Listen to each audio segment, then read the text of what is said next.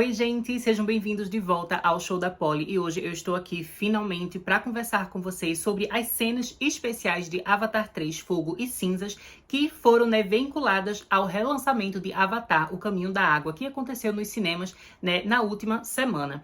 E, inclusive, gente, eu fui assistir no sábado passado no cinema, e foi realmente, assim, muito, muito incrível. E a cena que apareceu pra mim acabou sendo a primeira que eu vou comentar aqui com vocês em vídeo, que foi a cena da embarcação dos Tlalin, E eu fiquei um pouquinho triste, porque essa cena é uma que já tinha sido vazada antes na internet, por causa daquele evento, de realidade virtual que teve do MetaQuest. Então essa cena, ela já tinha saído na internet, inclusive eu já tinha falado sobre ela aqui no canal, Então eu já tinha assistido. Eu fiquei um pouco triste que eu cheguei lá no cinema e foi uma cena que eu já conhecia. Mas de qualquer forma, eu meio que já estava esperando que isso fosse acontecer, porque eu sou bem sortuda, gente? Quando eu vou pro cinema não tem trailer, quando eu vou ver cena inédita, provavelmente a cena que vai aparecer pra mim é exatamente a que eu já vi, é sempre assim. Mas então, começando com ela, eu vou descrever ela bem rapidinho, porque como eu disse, eu já falei sobre ela em outro vídeo. Mas então, basicamente é uma cena, em que a gente vai ver os Sully, eles estão embarcando, naqueles navios voadores dos Tlalin. E lá a gente vai conhecer, o Peilak, que ele tá recebendo o pessoal, e a gente vai ver que o Peilak, assim, gente, ele é bem simpático, ele é bem carismático, mas ele tá um pouco nervoso ali com a ideia, de ter o Toruk Makto a bordo, Então ele fala com o Jake, fala assim, olha, eu não sei se eu queria ter, o Toruk Makto aqui, porque, infelizmente, tá acontecendo tretas em Pandora. Os Manquan estão muito violentos ultimamente, Então a gente sabe que os Manquan, eles estão caçando o Jake Sully, porque provavelmente, já foi feita a aliança com a RDA. E aí o Peilak fala, eu não sei se é muito legal ter vocês aqui. Mas o Jake fala pra ele, não, a gente vai estar aqui, qualquer coisa a gente protege vocês, mas a gente não vai chamar a atenção, não. E a gente percebe que o plano original era que apenas o Spider, estivesse ali junto dos Tlalin, na embarcação. A gente vê que a ideia era como se fosse assim, o Spider, ele ser levado de volta lá pro High Camp, onde fica o Zomaticaya hoje em dia, depois de tudo que aconteceu lá no primeiro filme, enfim, agora que a RDA voltou. A gente sabe que eles têm aqueles esconderijos, que a gente conheceu lá no filme anterior, e eles iam levar o Spider de volta pra lá, Mas aí a família, por algum motivo que a gente não sabe muito bem, decide ir todo mundo, junto nessa embarcação. E essa cena, gente, ela é realmente, assim, bem legal, ela é bem bonita, é uma cena simples que não conta muito pra gente, assim, em relação à trama do filme, a história em si do filme, mas eu acho que é uma cena legal porque tem os efeitos belíssimos, nas embarcações ali, daquela medusa gigante, e a trilha sonora é maravilhosa, como eu também já comentei em outro vídeo com vocês, Realmente é uma cena, assim, que as melodias, elas dão um senso, assim, de aventura, de uma coisa épica, uma jornada que você vai viver. E me lembra muito, a música, assim, de filmes que a gente tem, como O Ladrão de Bagdá, e filmes do Simba e tal. Então tem essa coisa marítima, essa coisa meio de pirata. E eu achei que é uma cena muito, muito legal. E também tem uma interação bem fofinha, do Loak com a Tsereia. Porque o Loak lá de cima, ele vai acenando assim, e a Tsereia lá embaixo, ela tá dando tchau de volta pra ele, animada. E ela tá lá meio que na praia, junto com o resto dos Met caindo, o povo dos Recifes, e eles estão assistindo os Sully indo embora, E a Ronal, ela dá uma olhadinha meio assim com ciúme, da Tsereia, não gostando muito dessa interação. Mas, no geral, a cena é essa, Eu achei que foi lindo ver isso em IMAX, por mais que não fosse exatamente a cena que eu queria ver. Mas então, vamos passar para a cena seguinte. A cena 2, gente, se trata, do ataque dos Manquan. E essa foi uma cena que era a que eu mais queria ter visto no cinema, infelizmente eu não vi. Mas eu achei ela belíssima, Inclusive queria agradecer aqui, gente, ao Fezinho e ao Eduardo, que acabaram me ajudando a ter acesso a essa cena, na internet, depois de ter perdido ela nos cinemas, Mas, enfim, essa segunda cena, ela se passa depois da primeira cena que eu descrevi aqui pra vocês, mas não é depois, assim, no sentido de ser uma coisa imediata, uma logo depois da outra. Acredito, que dentro da história vai se passar um tempinho, mas basicamente, como na cena anterior a gente vê os Sully, eles embarcando ali no navio dos Tlalin, aqui a gente vai ver como se eles já tivessem meio que na metade da jornada, ou mais perto do fim da jornada, pra chegar lá no High Camp, na terra dos Zomaticaya. Então, eles estão por lá, e aí, de repente, os Manquan aparecem, E a primeira pessoa que percebe que os Manquan estão chegando é a Neytiri, e ela acaba gritando, pro Jake, ela fala, Manquan, eles estão vindo. E aí já começa, aquela loucura, assim, de cena de ação. E começa a ser flechada pra todo lado, sabe? Tiro, porrada e bomba, que é aquela coisa que a gente adora, E é uma cena realmente, assim, muito, muito legal. E que também tem uma outra coisa que eu acho interessante da gente observar, que é o Spider, ele tá com a máscara dele, a máscara de oxigênio dele, tá piscando ali, tá apitando o negócio em verde. E aí a Kiri, ela fica preocupada, né? Ela percebe, ela questiona ele sobre isso, mas ele fala, não, eu tenho um tempo suficiente, né? O que dá pra gente entender é que provavelmente a máscara dele tá perdendo o oxigênio, e é por isso que ele precisa voltar, né, para onde estão os Omaticaya lá, e também os cientistas, né, que ficam com eles, tipo o Norm e tudo mais, pra conseguir dar pra ele, né, uma nova máscara de oxigênio e tudo mais. Inclusive, né, gente, não é dito nas cenas, mas eu acho que deve ser exatamente por causa disso que o Spider precisa voltar para um tal Zomaticaya, porque a gente vai ver que depois do final de O Caminho da Água, ele vai ficar ali com o Sully, na Terra dos Metcaína, e a gente vai ver que ele vai começar a se integrar ali no grupo de amizades, né, dos jovens e tal, ele vai conhecer a Cireia também, então enfim, vão estar todos eles amiguinhos, mas eu acho que vai chegar um momento que eles vão ver assim, que o Spider, ele precisa, né, de aparatos tecnológicos que eles não vão ter ali, né, estando na Terra dos Metcaína. E eu acredito que o Jake, ele vai ter medo de pedir para o Norm voltar para lá e visitar eles, né, usando as suas naves, porque da última vez que ele fez isso, lá no filme anterior, que foi o momento que a Kiri, ela teve, né, o momento de epilepsia dela, e enfim, quando ela tentou se conectar lá na árvore e conversar com o Whale, aí ela acabou vendo a Grace, né, a própria mãe, questionando sobre o pai dela, enfim, teve toda aquela confusão. E aí o Norm, ele foi visitar eles na Terra dos Metcaína, e foi exatamente dessa forma que a RDA descobriu que os Sully estavam se escondendo ali nessa área do mar, né? Que eles não estavam mais na floresta. Então, provavelmente eles sabem, né? Que se o Norm for visitar eles de novo pra salvar o Spider, pra pegar o Spider, enfim, né? Vai correr muito risco de descobrirem exatamente, né? Em qual clã, né? Qual ilha ali os Sully estão. Então, por isso que eles preferem, né? Levar o Spider. Mas eu ainda não sei o porquê que os Sully decidem se juntar a essa jornada também, ao invés de só deixar o Spider ir sozinho. Eu tô muito curiosa pra ver como é que vai ser isso. Mas então, né, essa é uma cena também, gente, que não tem muito o que analisar numa perspectiva de história, da trama em si, mas ela é uma cena que ela é mais pra gente experienciar. E eu digo pra vocês que mesmo eu vendo, né, na tela do meu celular, uma coisa que foi gravada do cinema, que não tá na qualidade boa, ainda assim, eu achei espetacular essa cena.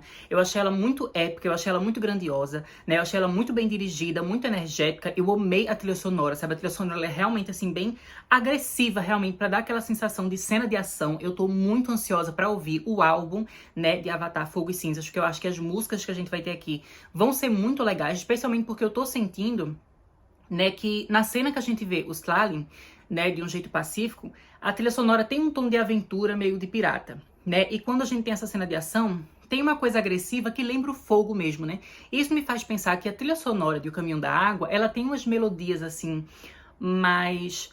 É como se fosse uma coisa mais... que pra mim lembra muito a sensação do oceano, da água. Eles têm uma coisa assim que são melodias mais leves, assim, mas realmente que tem uma vibe de praia, de mar, de coisas assim que são mais tranquilas, sabe? Eu sinto que tem uma serenidade, né, na trilha sonora do segundo filme. E aí eu acabo percebendo que essa questão assim das músicas, o estilo das músicas da trilha sonora, elas meio que vão ter a ver, né, com o clã específico que a gente tá conhecendo, né, e com a energia que esse clã passa. Então eu acho que isso vai ser muito legal nesse filme aqui, porque a gente sabe que no filme vai incluir os Omaticaya, né, da floresta, os Metcaína da água, os Manquan, né, o pessoal do fogo, das cinzas, e os Tlalin do ar. Então a gente vai ter todas essas músicas, com todas essas melodias e todos esses estilos diferentes, né, se misturando no decorrer do filme. E eu acho que vai ser uma experiência sonora muito incrível, né, além da questão realmente do visual, que está maravilhoso aqui. Eu queria dizer também, assim, que destaques que eu senti nessa cena em relação ao tiro, porrada e bomba, né, a ação, foi a Neytiri. A Neytiri é sempre maravilhosa lutando, né, então aqui ela acaba matando um dos navios do povo das cinzas, né, maravilhosa. E a gente também vê o Loak, né, o Loak, ele lutando bastante, assim, eu adoro o Loak, gente, ele é maravilhoso. E a gente vê também ele montando no Ikran, saindo da embarcação, enfim. Então vai ser uma cena realmente muito legal. E também o Spider, né, que a gente sabe que ele vai lutar lá, ele vai pegar a arma e tal, são muito, muito legal. E o Peilak também, né, que o Peilak, por mais que ele seja mais pacífico, assim, por causa da cultura do seu povo, na hora que o negócio tá pegando fogo ali, literalmente, ele vai lutar, né? Então ele se mete ali na porradaria e eu achei isso muito legal de ver. E também queria dizer, gente, que assim, eu achei essa cena visualmente belíssima, porque ela é muito colorida, né? A gente tem muito aquela coisa assim o vermelho né, da pintura que os Manquan eles têm no corpo, né, o vermelho e cinza. Aí tem muito assim do laranja do fogo, porque eles estão colocando lá aquelas flechas de fogo e tal. E aí tem aquela coisa, né, meio azul, lilás, arroxeada das embarcações dos Tlalin, né? E os próprios Tlalin, gente, eles têm, né, umas vestimentas assim, feitas umas capas, né, umas coisas que eles vestem que são bem coloridas, que a gente vê que tem amarelo, tem laranja, tem roxo. Então, o conjunto de tudo isso, né, e também os arredores, que tá muito com cores assim de marrom e verde, né? Porque a gente sabe que tem as montanhas flutuantes e tal. Então a cena no geral ela fica muito colorida, muito vibrante. E eu achei isso incrível, sabe? Eu realmente tô muito, muito ansiosa pra ver essa cena, né? E se já foi incrível ver no meu celular com a qualidade ruim, imagina como é que vai ser quando a gente finalmente vê isso no cinema em IMAX 3D. E a terceira e última cena inédita, né, gente, que foi vinculada no relançamento de O Caminho da Água, se trata de uma cena do Quaritch e da Varang, e que eu acho que foi uma das cenas mais bombásticas, assim, sobre uma perspectiva de trama mesmo, de história, porque as outras eram muito mais a experiência dos efeitos especiais, da beleza, da cena de ação, né, do encantamento, da gente ver ali as embarcações voadoras dos Tlalin, mas essa interação aqui do Quaritch com a Varang, realmente, ela revela pra gente um pouco mais sobre o clima da história e do plot em si que está sendo desenvolvido nesse filme. Então, a gente vai começar com o Quaritch, né? Ele tá caminhando na direção do lar dos Manquan. E aí, o que é interessante é que ele tá sem camisa. E isso, eu não estou falando só, gente, pra ser, feita aquele povo que tem crush no navio. Eu tenho crush nos navios, mas não é por causa disso que eu tô falando isso, não.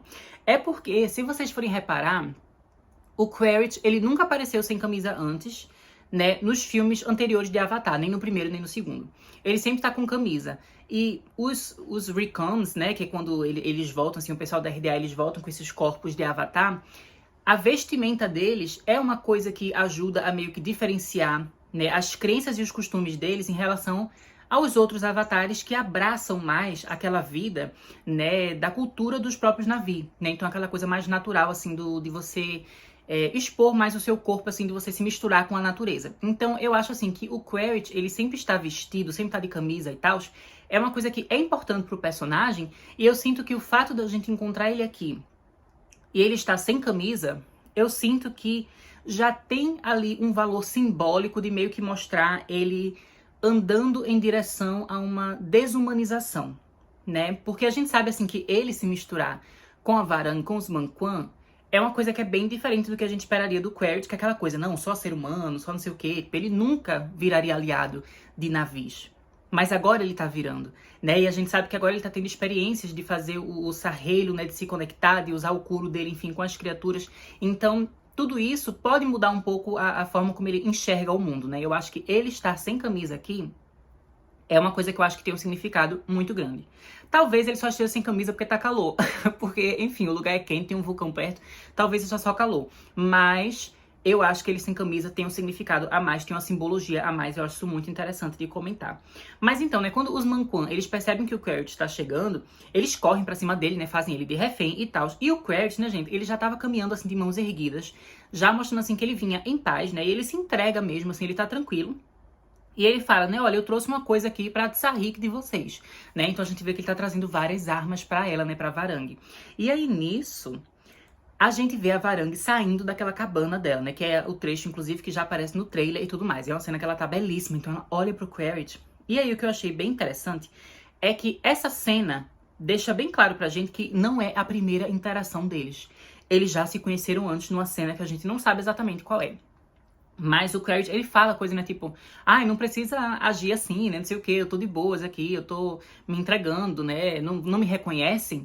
Então, isso já dá a ideia de que ele já encontrou a Varang antes, né, além de que ele acaba fazendo uma referência direta, né, ao fato de que em algum momento anterior, a Varang utilizou o couro dela, né, ou seja, a trancinha dela, ela se conectou com ele, né, e a conexão que aconteceu entre eles, a gente entende que foi uma coisa assim meio que abusiva mesmo, né, de manipulação. Então ela faz essa conexão não de uma forma consensual de duas pessoas, né, que estão ali se conectando para dividir alguma informação, algum sentimento, alguma coisa, mas realmente assim dela tentar controlar ele ou descobrir coisas sobre ele, né? Então foi uma invasão realmente da privacidade dele que aconteceu, e a gente percebe que essa cena é depois dessa invasão já ter acontecido, né? Porque ele vê ela se aproximando e ele fala, se você usar isso de novo em mim, né, o couro dela, eu mato você.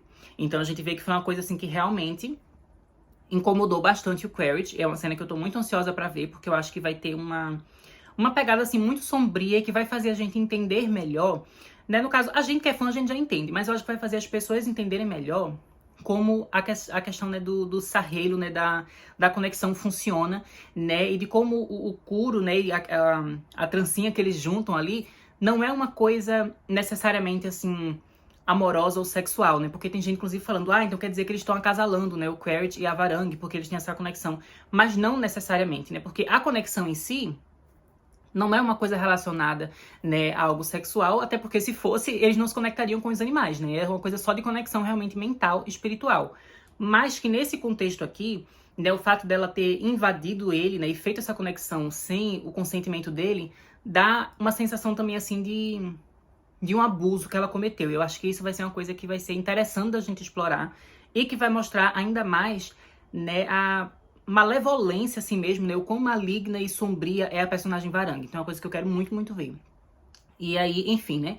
Mas, apesar da gente ver que existe essa energia ruim entre eles por causa dela ter feito essa conexão forçada com ele, ainda assim, eles têm uma dinâmica que parece meio sensual, né? Eles estão meio que flertando um com o outro, né? E tem um momento que o Carrot, ele chama ela de cupcake, sabe? Coisa assim, ele todo sendo meio debochado, engraçadinho, que a gente sabe que o deboche é uma coisa que faz parte da personalidade do Carrot, mas a gente nunca viu ele debochando desse jeito, porque eu acho que normalmente assim ele debochava com, sei lá, a Grace lá no primeiro filme de Avatar, que eles não tinham uma ligação assim sensual.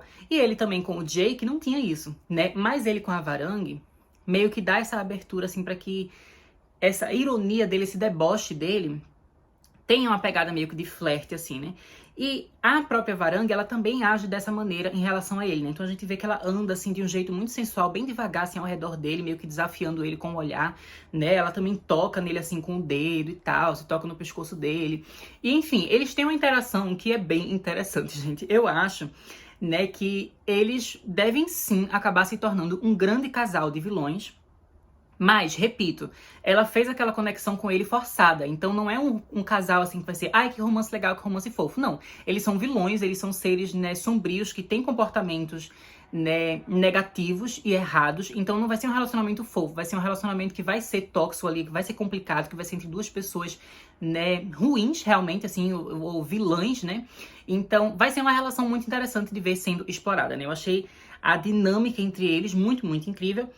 E aí, né, nesse momento ali, enquanto eles estão meio que flertando e se desafiando, o Quaritch, ele acaba mandando o Wainfleet matar, né, um dos integrantes ali do clã dos Manquan. E aí a gente vê que o Wainfleet, ele tá em algum lugar, né, escondido, que ele tá... qual é o nome, gente, dessa palavra que eu esqueci? Que ele tá camuflado, lembrei agora, ele tá camuflado, ele tá com as coisas assim em cima dele e tal, se escondendo, e ele tá com uma arminha de longe, né, que ele vai e atira num dos Manquan. E aí esse Manquan morre e a Varangue, ela é meio fria. Que é uma coisa que mostra pra gente, assim, que depois de toda a tragédia, né, que o clã dela passou, né, e tudo que eles sobreviveram, ela parece que não tem muito aquela coisa de sentir o peso da dor da morte. É como se a morte pra ela fosse uma coisa que ela já se acostumou a ver. Como se fosse uma coisa mundana. Então morre uma pessoa do clã dela, um integrante do clã dela, e ela não esboça nenhuma reação, assim, de tristeza ou de horror. Ela só olha assim, tipo... Eita, morreu. E aí ela vai, né, seguindo com o olhar a direção, assim, de onde veio essa bala. Então ela encontra o Wainfleet. Mesmo ele escondido, a gente vê que ela consegue saber onde ele tá, né? E eu achei isso bem interessante, que a gente fica vendo, né, a perspectiva do próprio Wainfleet, que ele tá vendo, assim, como se fosse o alvo da arma dele, né, o tecnológico, assim, ele vendo um zoom à distância. E ele olha pra Varangue e a Varangue tá olhando pra ele, assim, de volta, né? E é uma coisa muito incrível. A gente vê que ele é uma personagem muito poderosa, né? E depois desse momento, né, ela vai e chama o Kurt, assim, tipo, tá, vem cá, vamos conversar, né? Até porque, como eu disse, ele tá levando armas pra ela. Ele diz que quantas armas você precisar, eu venho trazer aqui. Então, provavelmente é um momento que, depois de um primeiro encontro, ele teve a ideia, junto com a RDA, de tipo, a gente devia aproveitar esse clã e tentar se aliar a eles. E aí, provavelmente, é isso que o Kurt está fazendo agora, né? Tentando construir essa aliança. Então, ela leva ele pra cabaninha dela, onde eles vão conversar sozinhos. Mais uma vez, essa coisa assim, o movimento dela levando ele pra cabana, e dela entrando na cabana e dando uma última olhada, assim, pro Wainfleet, também dá uma vibe, assim, bem misteriosa pra ela e bem sensual também, daquela coisa, assim, de eles estarem sozinhos na cabana agora. E eu achei isso muito, muito legal. E basicamente, né, gente, essas foram as 3 cenas pós-créditos, né, especiais de Avatar Fogo e Cinzas que passaram, né, nas sessões de relançamento de Avatar, O Caminho da Água. Eu achei, gente, que assim, essas 3 cenas, elas foram muito, muito incríveis. E eu acho que elas me deixaram ainda mais animada para o filme novo. Eu devo dizer também que, assim, já fazia um tempo que eu não revia o primeiro filme de Avatar e o segundo filme de Avatar, né? Então, assim, eu obviamente lembrava da história inteira e das coisas que eu gostava e tudo mais, mas já fazia um tempo que eu não revisitava os filmes. E aí, por causa do relançamento do filme 2, eu revi o primeiro filme em casa, né? Na minha versão em Blu-ray, né? Que tem a versão estendida de colecionador de 3 horas. E depois eu fui no cinema ver Avatar 2, né? O Caminho da Água. E foi incrível, né, me ver imersa nesse mundo de novo. Então eu sinto que o meu hype para Avatar 3 meio que aumentou ainda mais, né? Depois de eu conseguir ter esse momento de me reconectar ainda mais com esse universo, com essa história, né, e com esses personagens. Enfim, eu tô muito, muito ansiosa, gente, de verdade. E eu achei essas cenas incríveis, porque eu achei que elas serviram pra gente, assim, aquela coisa do fascínio e do maravilhamento da gente conhecer mais da cultura dos Na'vi, né? Especialmente na cena que a gente vê as embarcações dos Tlalin, né? Teve aquela coisa de cena de ação, né? Incrível que o James Cameron sabe fazer com a cena dos ataques dos Manquan, né? E também tem essa coisa, assim, psicologicamente, né, interessante da gente ver a interação dos personagens, né? Como o Quaritch e a Varang, né? A gente vê, assim, como essas personalidades complexas, elas vão, né, interagir entre si no decorrer do filme, né, e criar uma aliança e tudo mais. Então eu achei que tudo meio que mostrou pra gente, assim, a força desse filme e o poder que esse filme vai ter. Eu acho que vai ser um filme realmente muito, muito incrível e eu estou muito ansiosa. E eu espero, né, gente, que em breve a gente vai continuando a ter mais novidades, né? A gente tá começando a sair muito mais coisa de Avatar do que no início do ano, né? No início do ano meio que demorava pra sair informação, sair coisa. Agora a gente já teve trailer, já teve imagem, já teve cena nova. Então tá tudo bem mais movimentado e eu espero trazer aqui sempre, né, pra vocês em vídeo, mesmo que de vez em quando eu acabe demorando um pouquinho, né, gente? Porque essa última semana realmente eu tive muita coisa da faculdade pra fazer, muita gravação, muita coisa, enfim, não só gravação de projetos meus, que eu tava trabalhando, né, como diretora, como gaffer, enfim, mas também teve outros trabalhos que eu fiz ajudando outros grupos, né, então eu fui atriz num trabalho de uma amiga minha, e, enfim, que ela tava me dirigindo. Então foram muitas coisas que eu tinha pra fazer, e eu queria ter lançado esse vídeo já na segunda-feira, pelo menos, mas, gente, segunda-feira eu tinha esquecido que aqui no Canadá é dia de ação de graças, né? Nos Estados Unidos demora mais, se eu não me engano, nos Estados Unidos é em novembro que acontece. Mas aqui no Canadá é já em outubro, então era dia de ação de graças, e enfim, acabei ficando ocupada, não consegui terminar o vídeo para enviar e tudo mais. Mas agora o vídeo está aí, né? E em breve eu volto para conversar mais com vocês. Eu acho que o próximo assunto que a gente vai comentar é sobre a questão de Avatar 4 e 5 possivelmente ter sido cancelado, né? O do James Cameron ter desistido de fazer essas sequências e transformar o terceiro filme no capítulo final. Isso foi um rumor que começou a aparecer na internet, né, e que o próprio James Cameron chegou a comentar sobre isso. E aí eu quero fazer um vídeo inteiro, né, só focado nessa questão, para que a gente discuta isso, né? Será que realmente Avatar 3 vai ser o capítulo final? Ou será que Avatar 4 e 5, que eram os planos originais, vão continuar existindo, né, vão continuar acontecendo? Em breve eu volto aqui pra gente discutir isso. Mas é isso, deixo vocês por aqui. Até mais!